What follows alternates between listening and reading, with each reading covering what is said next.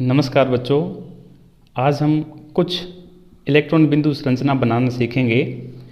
आइए उससे पहले थोड़ा सा हम कार्बन के बारे में जान लेते हैं। कार्बन जिसका प्रतीक C होता है और जिसकी संयोजकता 4 होती है। तो आज हम सीखेंगे मीथेन की इलेक्ट्रॉन बिंदु संरचना बनाना।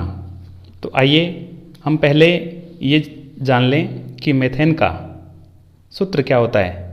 तो मीथेन का सूत्र होता है CH4, यानी कार्बन के साथ में 4 हाइड्रोजन जुड़े हुए हैं। अब इसी प्रकार से इसकी अपने इलेक्ट्रॉन बिंदु संरचना बनाना सीखेंगे। तो पहले हम इसकी इलेक्ट्रॉन बिंदु संरचना बनाने के लिए एक वृत्ताकार आकृति बना लेते हैं। इस प्रकार से आपको एक वृत्ताकार आकृति बनानी है।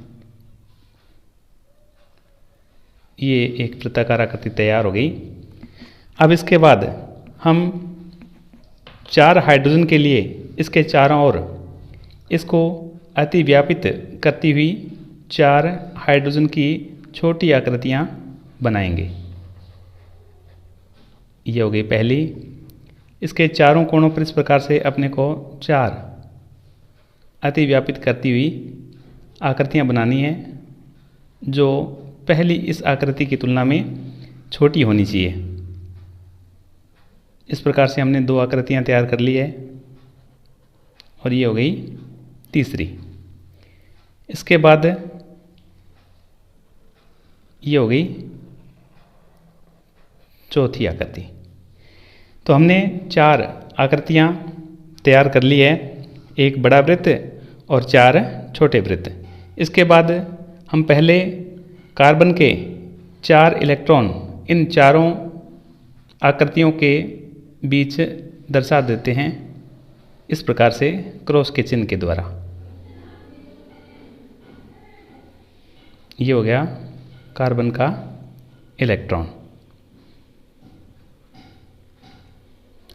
अब चूंकि हमने कार्बन के इलेक्ट्रॉन को क्रॉस के चिन्ह के द्वारा दर्शाया है, तो हम हाइड्रोजन के इलेक्ट्रॉन को एक अन्य बिंदुनुमा संरचना के द्वारा दर्शाएंगे।